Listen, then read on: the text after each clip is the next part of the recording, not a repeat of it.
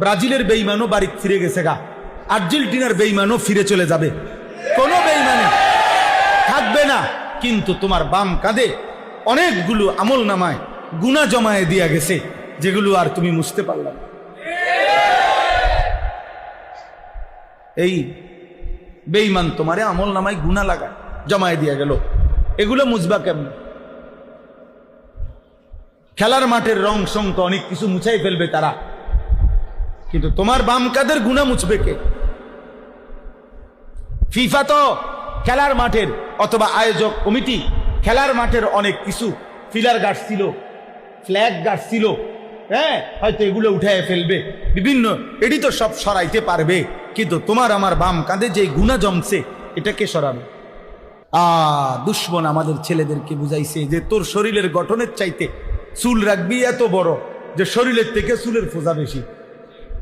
একটা মানে বোঝা, একটা গাধার পিঠে কতগুলো বোঝা চাপাইয়া দিছে, এটা আহাম্মক যে।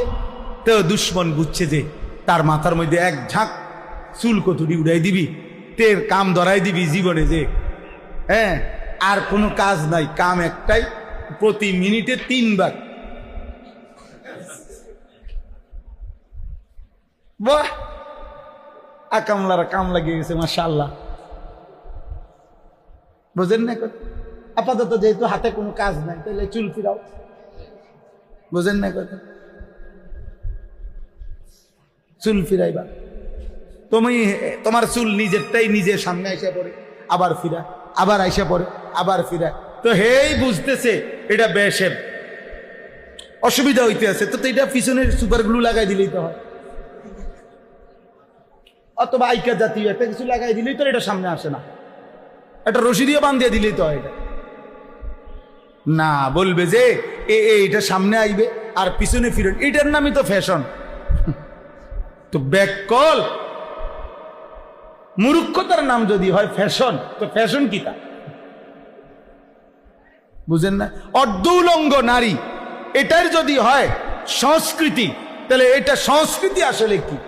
উলঙ্গতা তো উলঙ্গতা, অসভ্যতা তো অসভ্যতা, বর্বরতা তো বর্বরতা। বেটা, এটা কালচার হয় কেমনে? এটা সংস্কৃতি হয় কেমনে? এটার জন্য তো পৃথক শব্দই আছে। এটা অসভ্যতা, এটা নোংরামি। বেটা, নোংরাম। এই জন্য বেঈমান তোমাকে বেউকুফ পাইছে, গাধা বানাইছে বেটা তোদেরকে। বান্দরের মতো, বান্দরে ডুগডুগি দিয়া ছোট্ট ছোট্ট ওই